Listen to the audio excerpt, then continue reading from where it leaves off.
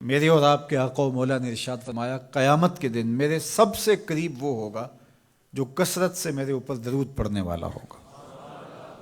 تو یہ حضور کی قربت کا ضامن ہے درود، تو اس لیے اپنی اولاد کو حضور علیہ السلام پر درود پڑھنے کی ترغیب دو۔ بچپن میں ہی اپنے گھر کے اندر مجالس درود قائم کرو، روزانہ کی بنیاد پہ ہو تو بہت اچھا، نہیں تو ہر 8 دن کے بعد ایک دن ضرور متعین کر لیا جائے۔ جمعۃ المبارک کے دن کثرت کے ساتھ درود پڑھنے کی ترغیب دی گئی ہے، اور فرمایا اس دن فرشتے حاضر ہوتے ہیں۔ تو حضرت ابو درداء رضی اللہ تعالی عنہ نے عرض کی، یا رسول اللہ صلی اللہ علیہ وسلم، آپ کی حیات طیبہ میں تو ٹھیک ہے، لیکن جب آپ انتقال کر جائیں تو کیا اس کے بعد بھی یہ عمل جاری رکھا جائے؟ ابن ماجہ میں یہ روایت موجود ہے۔ تو حضور علیہ السلام نے حضرت ابو درداء سے فرمایا، ہاں میرے وصال کے بعد بھی اس عمل کو جاری رکھنا، اور ساتھ ارشاد کیا کہ ان اللہ حرم علی الارض ان تاکل اجساد الانبیاء فنبی اللہ حی یرزق، اللہ نے مٹی پر حرام کر دیا ہے کہ وہ نبیوں کے جسموں کو کھائے، نبی قبروں میں زندہ ہوتے ہیں اور ان کو رزق بھی دیا جاتا ہے۔ تو کہا کہ یہ میرے بعد بھی میرے اوپر درود کے سلسلے کو جاری رکھنا۔ تو ایک مومن تو درود کے ساتھ جڑا ہوا ہے، وہ تو درود کے بغیر دن گزار ہی نہیں سکتا، الگ سے نہ بھی پڑھے تو اس کو نماز کے اندر درود پڑھنا ہی ہوتا ہے۔ درود ابراہیمی تو نماز کا حصہ بنا دیا گیا، اور اس کو کثرت کے ساتھ درود پڑھنے کی ترغیب دی گئی۔ تو درود ایک ایسا وظیفہ ہے کہ جو اپنی زندگی میں جتنا زیادہ شامل کر سکتے ہو اتنا زیادہ شامل کر لو۔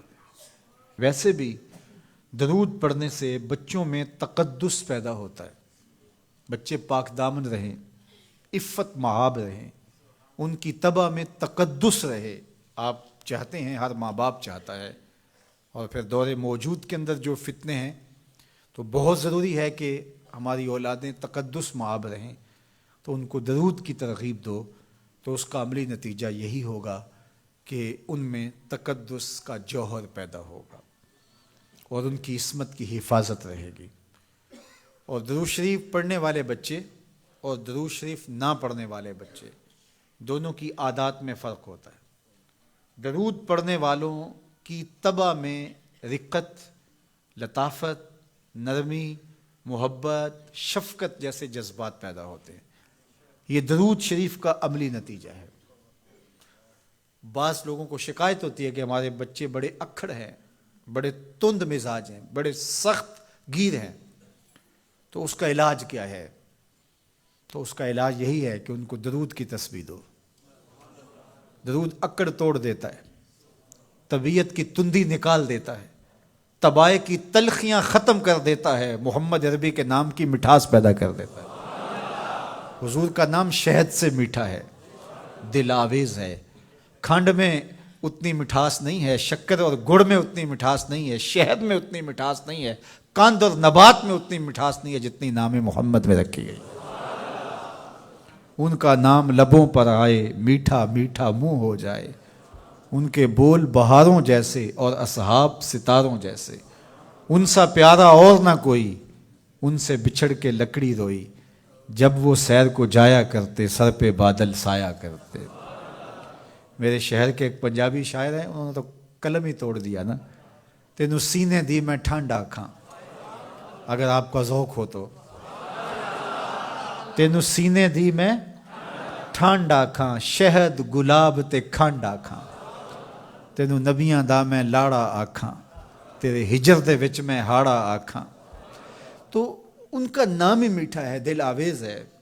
تو درود غصہ ختم کرتا ہے، طبیعت کی تلخی اور تندی مٹا دیتا ہے، اکھڑ پن ختم کرتا ہے۔ تو آپ اگر چاہیں کہ اولاد اکھڑ ہے تو ان کو کسی طرح درود پہ لے آئیں، درود کی تسبیح ان کے ہاتھ میں دے دیں، تو ان کی طبع میں نفاست بھی آئے گی، ان کی طبع میں لطافت بھی آئے گی، ان کی طبع میں رقت بھی آئے گی، ان کی طبع میں محبت بھی آئے گی، ان کی طبع کے اندر جو ہے وہ لیاقت بھی پیدا ہوگی۔ درود پڑھنے والا بچہ ذہنی استعداد میں درود نہ پڑھنے والے بچے سے بہتر ہوتا ہے۔ یہ بھی آپ تجربہ کر کے دیکھ لیں، دو بچے برابر ذہنی استعداد رکھتے ہوں اور ان میں سے ایک بچہ درود پڑھتا ہو اور ایک درود نہ پڑھتا ہو، تو درود پڑھنے والا بچہ آگے ہوگا۔ یہ درود کی برکتیں ہیں، یہ درود کی رحمتیں ہیں۔ تو درود کثرت سے پڑھنا اپنی اولاد کو سکھائیں گے۔ ہفتہ روزہ آپ محافل کا گھر میں انعقاد کر لیجئے اور اس میں صرف دروشی پڑھ لیجئے، تو انشاءاللہ اس سے آپ دیکھیں گے کہ اولاد کو اس کا فرق پڑتا ہے۔ یہ تربیت کا ایک آسان نسخہ ہے اور یہ وہ وظیفہ ہے جس سے تھکن نہیں ہوتی، یہ وہ وظیفہ ہے جس سے طبیعت میں تلخی نہیں آتی۔ کہتے ہیں وظیفہ میں نے پڑھا ہے تو وظیفہ پڑھتے پڑھتے میری طبیعت میں یہ ہو گیا ہے، وہ بعض کہتے ہیں وظیفہ الٹ پڑ گیا ہے۔ بڑے وظیفے الٹ پڑھ سکتے ہیں لیکن درود الٹ نہیں پڑتا، درود ہے ہی سیدھا، یہ الٹوں کو بھی سیدھا کر دیتا ہے۔ تو درود پڑھیں اور یہ منہ بھی میٹھا رکھے گا، یہ دل بھی ٹھنڈا رکھے گا، یہ دنیا بھی ٹھنڈی رکھے گا اور آخرت بھی ٹھنڈی کر دے گا۔ درود چراغ بھی ہے، درود کستوری بھی ہے، خوشبو بھی ہے، مہک بھی ہے، شہد بھی ہے، گلاب بھی ہے، کھنڈ بھی ہے اور سینے کی ٹھنڈ بھی ہے۔ تو درود اپنی طبع کے اندر اچھی طرح سے راسخ کر لیں اور اپنی اولادوں کی طبع میں اس کو راسخ کریں۔ اس سے آپ عملاً دیکھیں گے، میں سالوں کی بات نہیں کرتا، اشروں مہینوں کے اندر آپ فرق پڑتا دیکھیں گے۔